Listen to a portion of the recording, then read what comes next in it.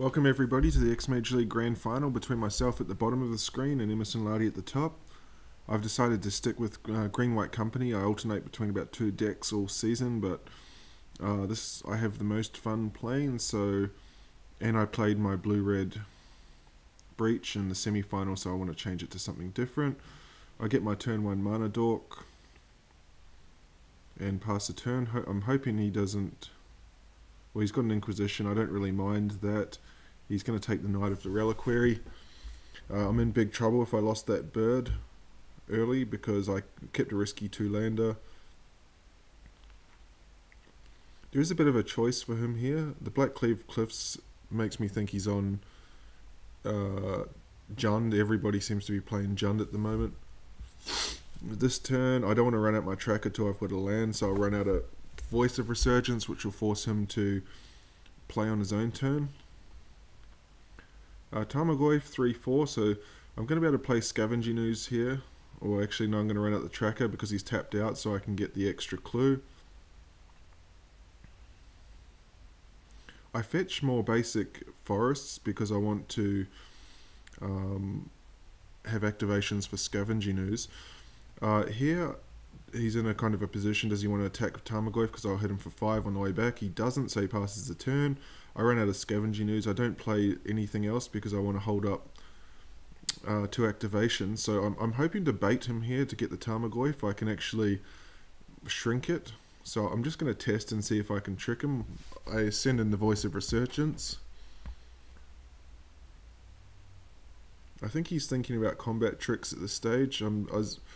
Actually, he goes for the block, and I'm a bit surprised he forgot about the Scavenging Ooze, so I can take the Inquisition and also a creature with my Ooze and shrink the Goyf to a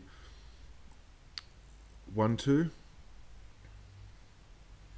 The other advantage of this is if he's got a Lightning Bolt or something, I'm going to get the activation from Voice of Resurgence anyway, but I get the Tarmogoyf off the battlefield, and now I've got quite a considerable advantage on the board.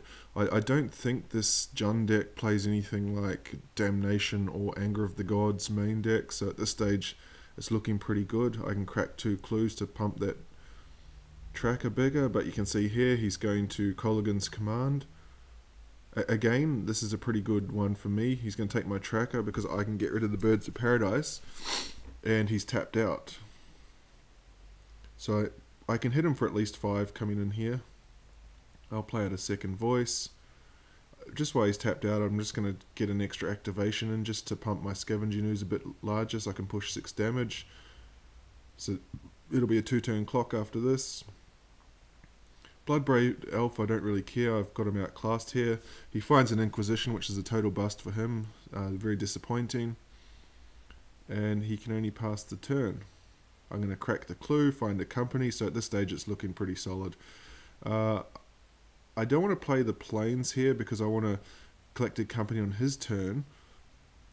He tries to reduce damage there, and just in case I find a tracker off the collected company, I can get an extra activation. So he's got a second Bloodbraid Elf. This time he's going to bolt. There's no good targets for him to bolt. Maybe my Birds of Paradise. He decides to bolt a Voice of Resurgence, which gives me a big guy, a 4-4. He doesn't want to attack. Obviously, if a 4-4 end of turn, I will find that tracker I was hoping for. And he concedes. He'd seen enough. So we're going to game 2 now. I'm 1 game away. Again, it's a 2-lander with a mana dork, so I'm going to keep that. It's got 2 collected companies in hand, and a removal spell. And Scavenging Ooze is an all-star here. That was the awesome play. I love seeing that Blackcleave Cliffs with no Inquisition on turn 1. And in a tap lands with no green sources. So at this stage, I'm feeling pretty good about this match. I run out of Scavenging Ooze here and hope that he doesn't have removal. He does, though. He's going to wipe my board, but I'm going to Path to Exile my own Hierarch here because I want to collect a company next turn. I want to be extra aggressive.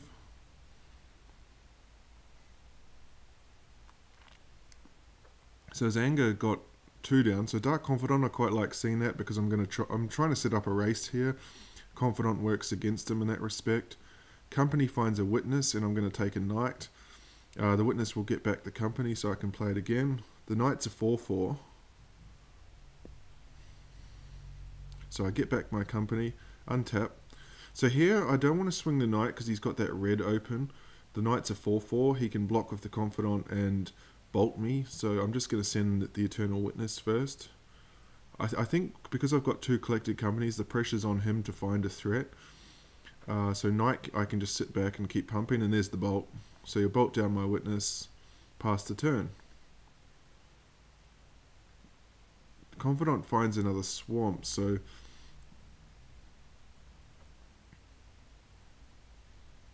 at this stage I think he's really fluffing on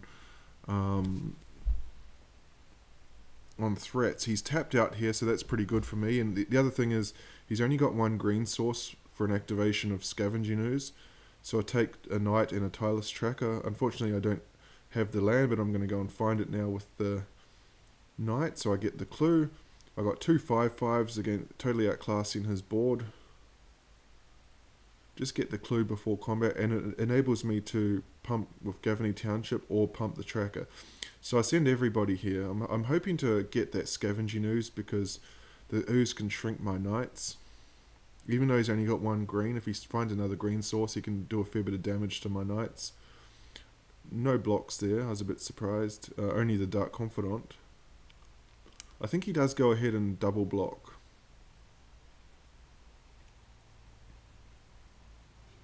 No, he doesn't. Okay. Past the turn, I'm just going to keep up that collected company again. Bloodbraid Elf into Dark Confidant. I could sit back at this stage and just let the Confidants kill him, but I think that's kind of risky. You can see he's respecting company here because I've got 5 mana open. He could swing in for 7, but he's not going to. End of turn, I'm going to fire off another company. This one's a bust. It only finds a Voice of Resurgence.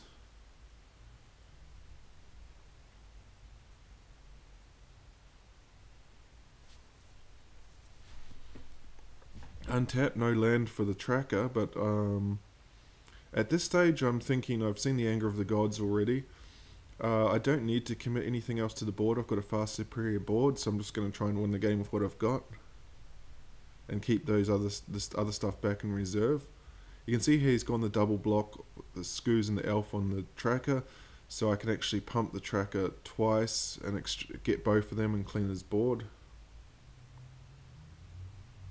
I'm kind of hoping for a Path to Exile here. I think Path to Exile would wrap it up. I don't find it. So now I can kill both, so he's going to crack that the Skoos. There wasn't a huge need for it here, but he could have actually used the Scavenging Ooze to shrink my knights. But instead he picks up a life. But I will clear his board away, and now I've got lethal on board. He's got 2 cards in hand. And I've got plenty of cards that can rebuild. I pass the turn because I want to use that plains with the tracker if need be.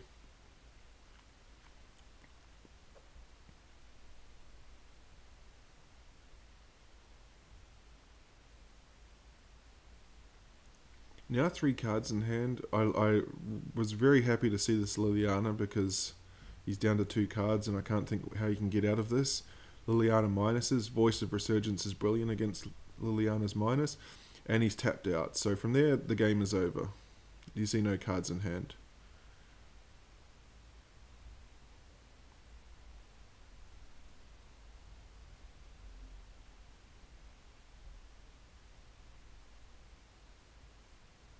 Activate Township to pump everybody. Finish him! And that is game, and I win the match.